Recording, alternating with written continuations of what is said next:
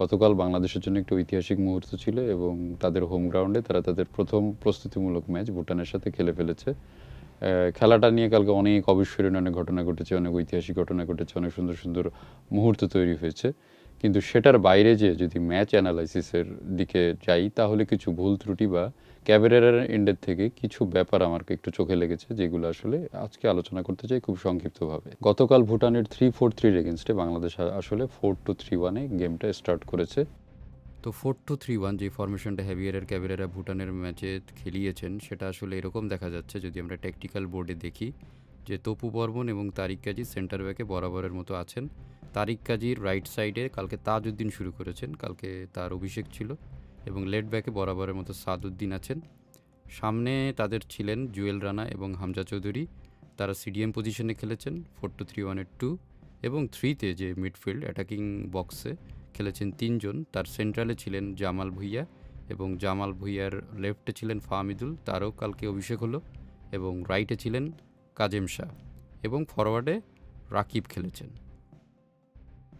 তো ভুটান আসলে 3-4-3 খেলিয়েছেন, একটু ডিফেন্সিভ স্ট্যাবিলিটির জন্য খেলিয়েছেন, যেহেতু তারা অ্যাওয়ে ম্যাচ খেলছেন এবং বাংলাদেশের বর্তমান আসলে যে অবস্থা তারা সেটা সম্পর্কে ওয়াকিবহাল, এবং সেটা চিন্তা করেই তারা একটু ডিফেন্সিভ মুডে খেলেছেন এবং একটু লং বল খেলতে চেয়েছেন। এজন্য তাদের অ্যাটাকিং জোনে আসলে 3 জন প্লেয়ার ছাড়া তেমন কাউকে তেমন একটা দেখা যায়নি, তারা বিল্ড আপেও তেমন নির্ভরশীল ছিল না, Bangladeshi most of the build up create করেছে, সেখান থেকে তাদের স্ট্র্যাটেজিটা ঠিক ছিল। তারা আসলে লং বলে প্রথমেই একদম ম্যাচের শুরুতেই একটা ট্রাই করে বসে। তো সে জায়গা থেকে বলা যায় বাংলাদেশ ওয়াজ মোর অ্যাটাকিং অ্যান্ড অ্যাগ্রেসিভ দেন ভুটান, এবং তাদের মাইন্ডসেট এবং বডি ল্যাঙ্গুয়েজও ভুটানের থেকে অনেক আলাদা ছিল, সেটা আমরা এনজয় করেছি। কিন্তু অ্যাপার্ট ফ্রম দ্যাট আমার আসলে যেটা কালকে একদম সরাসরি স্টেডিয়াম থেকে ম্যাচ দেখে যেটা মনে হয়েছে যে ন্যাচারাল পজিশনে যেই প্লেয়াররা যেখানে খেলে থাকেন সেখান থেকে হ্যাভিয়ার ক্যাবেরেরা একটা এক্সপেরিমেন্ট করেছেন, এবং বলা যায় যে ভালোই ভয়ঙ্কর এক্সপেরিমেন্ট করেছেন। যেমন আমি বুঝতে পারলাম না যে কবে থেকে জামাল ভুঁইয়া আসলে এএমএফ অ্যাটাকিং মিডফিল্ডারে পরিণত হলো। আমি বুঝলাম না দুইটা তরুণের সাথে তাকে অ্যাটাকিং মিডফিল্ড পজিশনে এক্সপেরিমেন্ট করার মানে কি। যদি হতে পারে এটা প্রস্তুতিমূলক ম্যাচ বলে বিভিন্নভাবে তিনি চেষ্টা করে দেখেছেন বা জামালকে এক ধরনের কনফিডেন্স দেওয়ার চেষ্টা করেছেন। তো হামজা যখন বক্স টু বক্স মিডফিল্ডারদের মতো উঠে আসছিলেন যেহেতু নাম্বার 8 এবং অ্যাটাকে পার্টিসিপেট করছিলেন, তখন যে সিডিএম পজিশনটা জুয়েল রানা ধরে রাখবেন সেরকম কিন্তু কিছু দেখিনি, এবং উল্টো কিন্তু প্রতি আক্রমণের সময় তাকে যথেষ্ট ভুটানের প্লেয়ারদের এগেনস্টে দুর্বল লেগেছে। তাকে যখন চারিদিক দিয়ে তাকে প্রেস করা হয়েছে তখন কিন্তু তিনি অনেকবার বল লুজ করেছেন, যেটা আসলে দৃষ্টিকটু ছিল, কারণ তার যেহেতু ম্যাচ এক্সপিরিয়েন্স বেশি তার ওই জায়গাটাতে পারফর্ম করাটা উচিত ছিল, কিন্তু আমার মনে হয় পজিশনাল সুইচের কারণে তিনি পারফর্ম করতে পারেননি। হামজা কিন্তু দুই এন্ডেই কিন্তু প্রচুর পরিমাণে ওয়ার্ক রেট রেখে পারফর্ম করে গেছেন, এবং জুয়েল রানাকে কিন্তু এই সময়টা যখনই হামজা আসলে তার ন্যাচারাল জোন থেকে বেরিয়ে আসছিলেন তখনই কিন্তু আমার জুয়েল রানাকে যথেষ্ট শেকি মনে হয়েছে, যেটা আগে বললাম। এখন যদি আমরা আবার আগের পজিশনে চলে যাই 4-2-3-1 দেখি এবং অ্যাটাকিং লাইনে যাই যেখানে জামাল ছিলেন অ্যাটাকিং মিডফিল্ড পজিশনে, তাকে কিন্তু আমার মনে হয়েছে কি এইখানে একদমই তিনি সহজাত ছিলেন না। প্রচণ্ড রকমের স্লো এবং ধীরগতির ফিজিক্যাল মুভমেন্টে কিন্তু তিনি ভুটানের খুব কুইক অ্যাপ্রোচ কিন্তু ধরতে পারছিলেন না, এবং মাঝে মাঝে কিন্তু ইনডিসিশনে ভুগেছেন আমার মনে হয়েছে, যেটা আসলে একটা অ্যাটাকিং মিডফিল্ডারের থাকা উচিত নয়।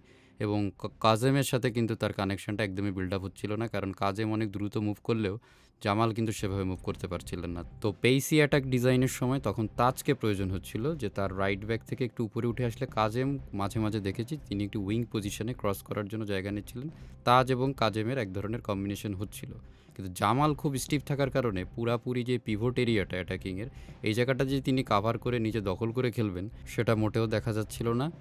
আর এখানে আসলে জামাল ভুঁইয়ার দোষের থেকে আমি হ্যাভিয়ার ক্যাবিরারের এক্সপেরিমেন্টের দোষ দিচ্ছি, যে কেন আসলে জামাল ভুঁইয়া অ্যাটাকিং মিডফিল্ডে খেললেন, এবং যে পরিমাণে কুইক রেসপন্স দিয়ে আসলে ভুটানের ডিফেন্স ভেঙে ঢোকা উচিত ছিল একজন অ্যাটাকিং মিডফিল্ডারের উইথ হামজা এবং জুয়েল রানা, সেই মিডফিল্ড ডমিনেটেড অ্যাটাকটা তেমন একটা দেখা যায়নি।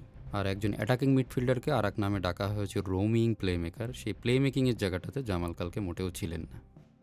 তো আমার মনে হয়েছে যে জামালের জায়গাটাতে অ্যাটাকিং মিডফিল্ডে যদি কাজেম খেলতো এবং রাকিব যদি কাজেমের জায়গায় চলে যেত এবং জামাল এবং জুয়েল রানার মধ্যে রিপ্লেস করে কেউ খেলতো, তাহলে the aggression would look more precise and clinical. এখন একটা কথা হচ্ছে যে ভুটান আর সিঙ্গাপুর কিন্তু এক দল নয়। ভুটান কিন্তু খুব র্যাঙ্কিংয়ের কাছেরই একটা দল বাংলাদেশের, কিন্তু সিঙ্গাপুর কিন্তু র্যাঙ্কিংয়ের অনেক উপরে একটি দল এবং তারা কিন্তু আসিয়ানে যেহেতু খেলে থাকেন, তারা কিন্তু অনেক স্ট্রং অপোনেন্টের সাথে খেলে থাকেন, সেটা ইন্দোনেশিয়া বলি, ভিয়েতনাম বলি, মিয়ানমার বলি, থাইল্যান্ড বলি। এবং গতকালকে কিন্তু ভারত একটি প্রস্তুতি ম্যাচ খেলে ফেলেছে থাইল্যান্ডের সাথে এবং সেখানে কিন্তু 2-0 গোলে পরাজিত হয়েছে। তো এটা কিন্তু অ্যালার্মিং যে আপনি যদি ভুটানের সাথেই পুরাটা ডমিনেট করে খেলতে না পারেন, তাহলে কিন্তু সিঙ্গাপুরের বিরুদ্ধে আপনি ড্র করতে পারেন কোনোভাবে নিজেদের হোম গ্রাউন্ডে, কিন্তু তাদেরকে অ্যাটাক বা তাদেরকে ডিফেন্স করে থামিয়ে রাখা এই টিম নিয়ে বা এই একাদশ নিয়ে একটু কিন্তু চাপের ব্যাপার রয়েছে। তো সেক্ষেত্রে আমি বলবো যে ক্যাবেরারার আর একটু আক্রমণাত্মক মেন্টালিটি নিয়ে খেলা উচিত এবং একটু প্রপার ফরমেশনে, এবং যে প্লেয়ার যেখানে খেলতে অভ্যস্ত, খুব বেশি সুইচিং ফরমেশনে না যেয়ে এবং খুব বেশি এক্সপেরিমেন্টের মধ্যে না যেয়ে আমার মনে হয় সিঙ্গাপুর ম্যাচটা খেললে বাংলাদেশের জন্য পজিটিভ হবে।